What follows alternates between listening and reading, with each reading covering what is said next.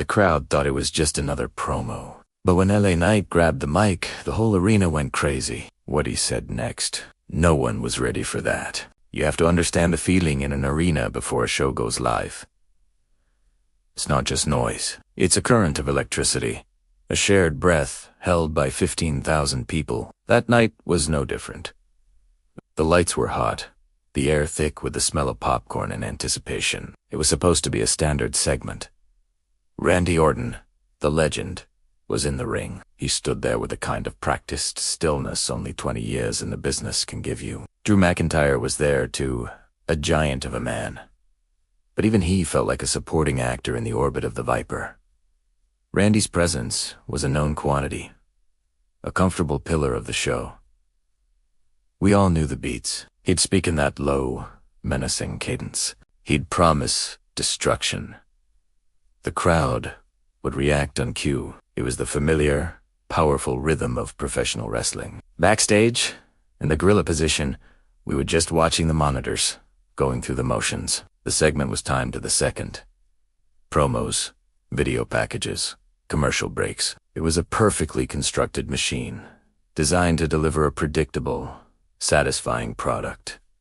No one was expecting the machine to break. No one was ready for a variable we hadn't accounted for. We thought we were in control of the narrative. But the truth is, you're never truly in control when a live microphone is involved, and a man's pride is on the line. It was just another Friday night, until it wasn't. Then the glass shattered, metaphorically speaking. That iconic opening chord of LA Knight's theme hit the speakers, and the predictable rhythm of the night was broken. The initial reaction was pure, unfiltered energy. LA Knight. Yeah, the chant wasn't just loud, it was demanding. This was the man the people wanted to hear from. As he walked down that ramp, bathed in the arena spotlights, you could see the subtle shift in Randy's posture. It was barely perceptible, a slight tightening of the shoulders, a flicker of annoyance in his eyes. He saw Knight not as a threat, but as an interruption, an upstart with a catchphrase who was stepping into his ring. Into East time. We in the back saw it too. It was part of the story. Or so we thought. The confident challenger confronting the stoic champion. But there was something else under the surface. A low hum of genuine tension that wasn't in the script. Knight carried himself with a different kind of energy that night. It wasn't just his usual bravado. It was sharper, more focused. It felt less like a performance, and more like a man on a mission, walking towards a target. He slid under the ropes, popped up, and stood face to face with Orton. The crowd was buzzing, waiting for the catchphrases. They were waiting for the show. What they got instead was reality. What we all got was a front row seat to the moment a carefully crafted character began to fray at the edges. Knight took the microphone from the referee, and for a moment, he just let the crowd's energy wash over him. He held it. He didn't rush. He let the chance build, and then slowly, deliberately, fade into a low hum of anticipation. You could feel the entire arena lean in. This was his moment. Randy watched him, his expression a mask of cold indifference. Drew stood off to the side, an observer to a storm he didn't yet realize was brewing. When Knight finally spoke, his voice was different. The usual booming, arrogant tone was gone. It was replaced by something quieter, more personal, almost conversational. He started by acknowledging Randy's legacy, the championships, the 2 decades of dominance. It sounded like respect, but it was just the setup. He took a step closer to Orton, and the camera zoomed in, tight on their faces. 20 years, Knight said, his voice dropping an octave. 20 years of being the apex predator. The legend killer, the Viper. He paused, letting the titles hang in the air. But Randy, when you go home at night, and the lights are off, and the crowd is gone, who are you? Is there anything left of the man, or is it just the brand? The question was so direct, so outside the bounds of a typical promo, that a pocket of silence fell over the crowd. For a split second, there was nothing but the hum of the arena lights. It was the sound of 15,000 people processing what they had just heard. That moment of silence was profound. It was the kind of quiet that feels louder than any roar. In that brief instant, you could feel the entire narrative of the show grind to a halt. The script was gone. The planned lines, the rehearsed comebacks, they all evaporated. It was just two men in a ring, and a question that was far too real. Then came the reaction. It started as a low murmur, a ripple of oohs and gasps, and then it swelled into a deafening roar. It wasn't a cheer for a hero or a boo for a villain. It was the sound of a crowd recognizing that they were witnessing something authentic. They knew, instinctively, that this was no longer a performance. And Orton knew it too. The camera held on his face, and for the first time that night, maybe for the first time in years, the mask of the Viper slipped. It wasn't a dramatic change. It was a subtle tightening around his eyes, a muscle twitching in his jaw. It was the look of a man who had just been hit with a truth he wasn't prepared to confront in front of the entire world. All the training, all the experience, all the muscle memory of how to react in a promo, it all failed him. In that moment, he was just Randy, a man whose entire identity had just been publicly dissected by a man he barely respected. The game had changed. Randy tried to recover. You could see the gears turning in his head, searching for a line, a way back to the familiar ground of the script. He raised the microphone, his hand not quite as steady as it was moments before. He spoke, but the words felt hollow, pre-packaged. He called Knight a flash in the pan, talked about paying dues, about a legacy Knight could only dream of. It was the standard, corporate-approved comeback, but it was like throwing a bucket of water on a grease fire. It only made things worse. The crowd didn't buy it. They could feel the shift in power. Knight hadn't raised his voice. He hadn't thrown a punch, but he had already won. He had stripped away the character and exposed the man. From my vantage point backstage, I could see the confusion ripple through the production team. The director was on the headset, asking if this was planned. The writers were shaking their heads. No one knew what was happening. In the ring, Drew McIntyre was a statue of uncertainty. He looked from Orton to Knight, his face a canvas of confusion. He was supposed to be a part of this segment, but he had become a spectator like everyone else. He hesitated, unsure whether to step in, to try and defuse the situation, or simply let it unfold. His hesitation was the proof. The professionals had lost control. Disguas. Real. La Knight didn't let up. He saw the crack in Orton's armor and he pressed his advantage, not with volume, but with surgical precision. He took another step forward, closing the distance between them until they were almost chest to chest.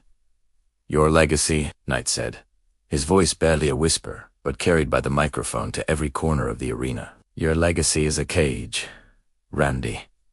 A beautiful, golden cage you built for yourself. You've played the part of the Viper for so long. I don't think you'd remember how to be anything else." The camera focused on Orton's eyes, and that's when it became undeniable.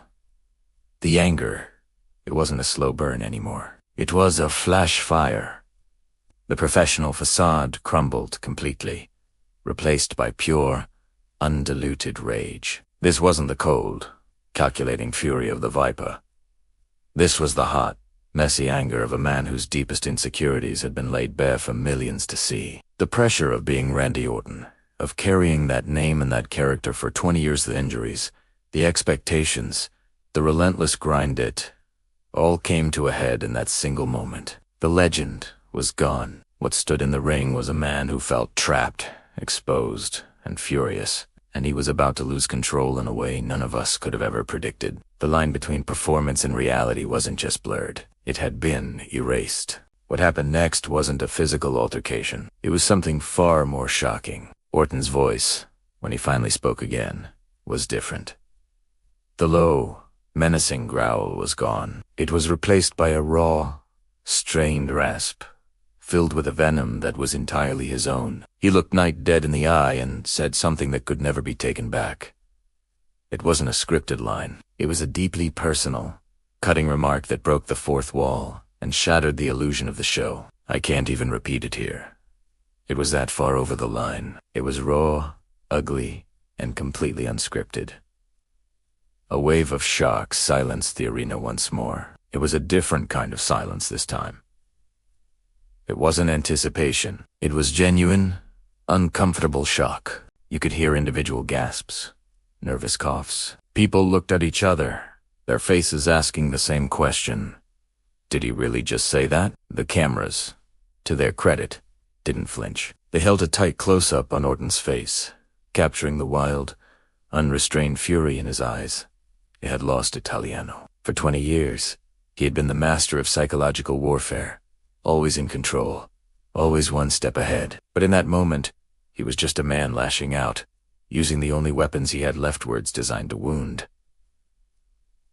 And wound they did. He had crossed a line from which there was no coming back. Backstage, it was controlled chaos. People were staring at the monitors, their mouths agape. No one was speaking. The director's voice on the headset was gone. Electrifying, who normally orchestrated everything with a calm demeanor, was just standing there, watching the screen, his face unreadable. The question hung in the air.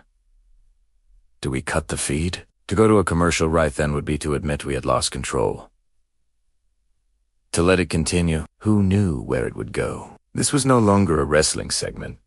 It was a live crisis playing out on national television. Every second that ticked by felt like an eternity. The carefully planned schedule for the rest of the show was meaningless now. This moment, this raw, unfiltered breakdown, had become the only thing that mattered. It was bigger than the main event, bigger than any championship match. It was the terrifying, captivating spectacle of a man's public unraveling. We were all just passengers on a ride that had gone completely off the rails. The fine line between performance and reality, a line we walked every single week, had been set on fire. And everyone, from the fans in the cheap seats to the executives in the back, was watching it burn, unable to look away. We were witnessing something we were never supposed to see. The most telling part of the whole exchange was LA Knight's reaction.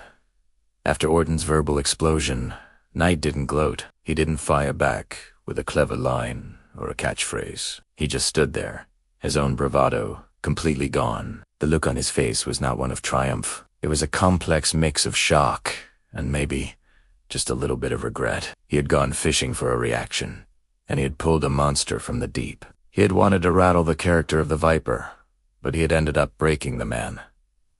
Randy Orton, he could see the realization dawning on him. This had gone too far. He held the microphone, but he didn't raise it to his lips. There was nothing left to say. The segment ended without a brawl, without a referee pulling them apart. It just stopped.